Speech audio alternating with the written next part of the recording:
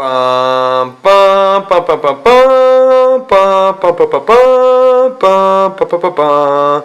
Hey Star Wars fans, it's Dominic Tringali here with issue 30 of the D'Agostini weekly issue of Star Wars Build Millennium Falcon, a magazine where we talk about Star Wars and get pieces so we can assemble a complete one-for-one model of the Millennium Falcon model used in the production of The Empire Strikes Back. So, the introductory issue is €3.50, and every issue subsequently after that, $10.99. I did get a free issue in there somewhere. After the 25th issue was free. So it looks like so far my investment takes me up to €311.22. Let's just jump right in and see what we got here with this issue. So first things first, we talk about the Trade Federation battleships. I always thought these were kind of cool. I mean, especially the fact that they're just completely festooned with Vulture droids. It looks like 1,500 Vulture droids to be exact.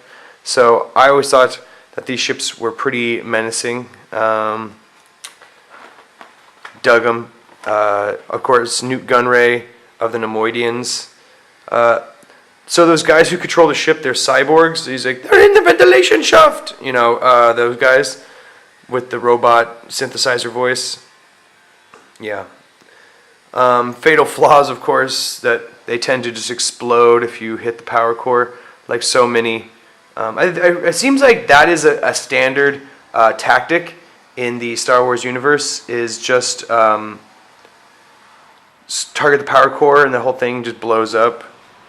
You know, I like its kind of flying saucer appearance, and actually they talk about that with George Lucas's love for 1950s B movies.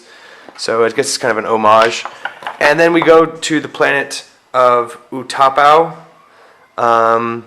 where of course General Grievous hides out, and General Kenobi ends up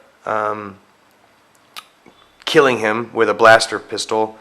Spoiler alert, I suppose I should say that. Then Order 66 gets enacted, and he almost loses his life. Demise of General Grievous, yeah.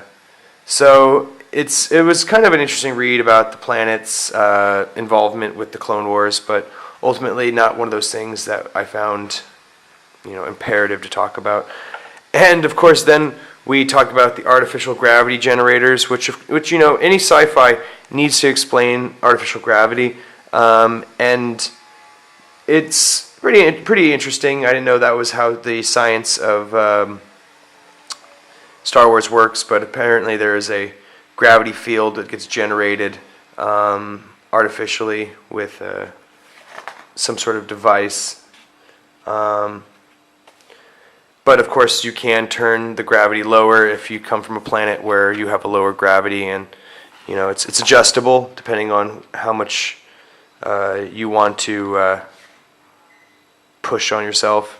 I would actually, if I had a choice, I'd have less gravity, so like less pressure on your joints. Like not so much that like if you jump you're gonna like bang your head, but definitely I would lower the gravity a bit, have less than Earth standard. So then we have our parts catalog here. So let me grab this newest bag here, parts bag number 30. So let me tear this open and see what's inside. So here's what's in the parts bag. The first thing, of course, the bigger thing is this addition for the jig. So we can go ahead and just line that up right now.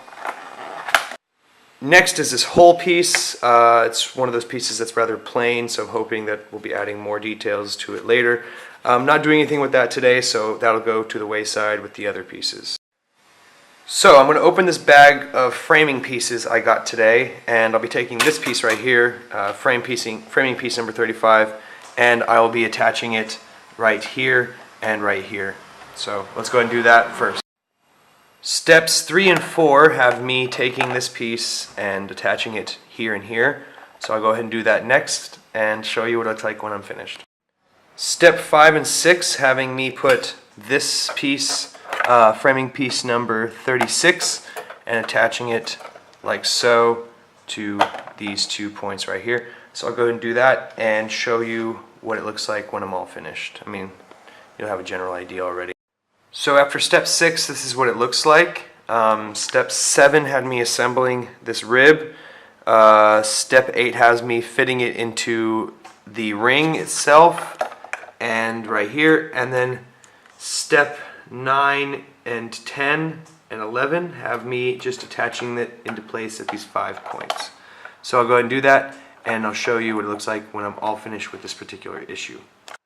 So I'm 30% done so far, and after 30 issues, this is what I have to show for it. A jig that's almost complete. Next issue it'll be complete.